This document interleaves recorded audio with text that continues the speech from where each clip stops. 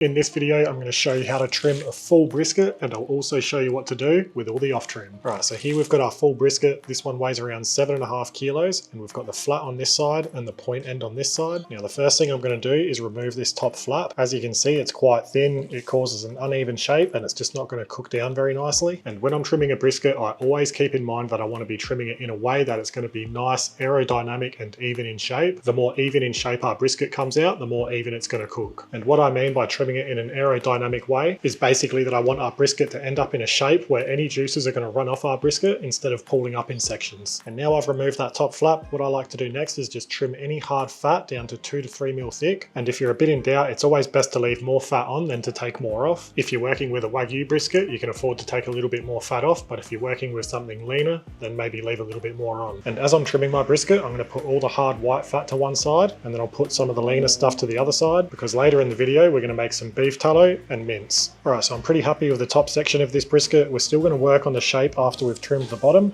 so I'll flip it over, and now we just want to remove any excess fat and silver skin from underneath. And if you've got any bits that are sunken in you're struggling to trim off, I like to just put my hand underneath the brisket, raise it up, and that'll make it easier to trim.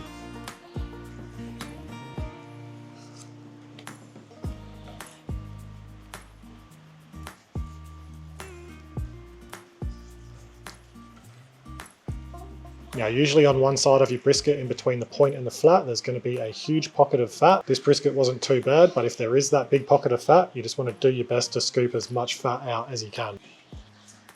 Now this thin fatty part over here I'm not going to worry about too much because we'll probably trim that completely off as we shape our brisket. And unfortunately we've got a big slash here in our brisket, there's not much we can do about that. But I'm pretty happy with this bottom section now, so what we're going to do is flip our brisket back over and start working on the shape. Now this might seem a little bit wasteful, but what we're going to do is just take off any thin edges and basically round off our brisket so it's a nice uniform even shape. Because any thin edges like this are just going to overcook or burn, so we're just going to work around our brisket, and we'll deal with all our off trimmings shortly.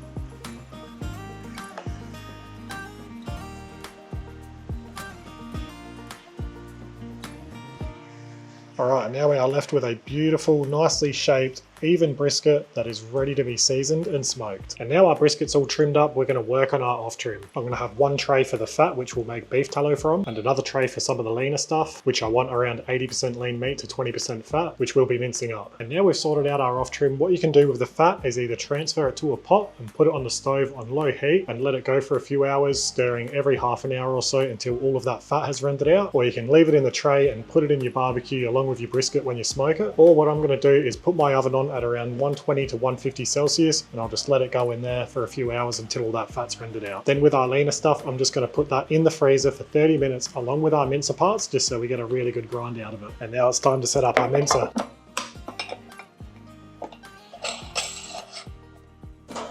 And for a nice brisket smash patty style mince, like I said, we want to be at around 80% lean meat to 20% fat, and I like to run through twice on a coarse grind, just so that fat and meats distributes evenly. And for anyone wondering where this mince is from, unfortunately this is a few years old. I got it off Amazon, but they don't make this model anymore. It's just a cheapie, but it still does the job just fine, so go online and have a look around because there's heaps of similar minces. And as you can see, after 2 coarse grinds, we're left with some beautiful mince. Then with our beef fat, you can see after a few hours that heaps of fat has rendered out. So what I'm going to do is strain that into a jar, and I reckon I can get a bit more beef tallow out of this, so what I'll do is put that tray of fat back in the oven for another few hours to see how much more I can get out. And there you have it, we're left with some beef tallow, a beautifully trimmed brisket ready to be seasoned and thrown on the smoker, and some smash burger mince. Don't forget we've got heaps of brisket smoking videos on our channel, so feel free to have a browse, but if you've got any questions, don't hesitate to ask them in the comments below. And if you enjoyed this video, give it a thumbs up and subscribe to our channel so you don't miss our next videos. I'll also smoke this brisket in a future video, so make sure you stay tuned for that. But for now, that's the end of this video, so thanks for watching, and I'll see you in the next one.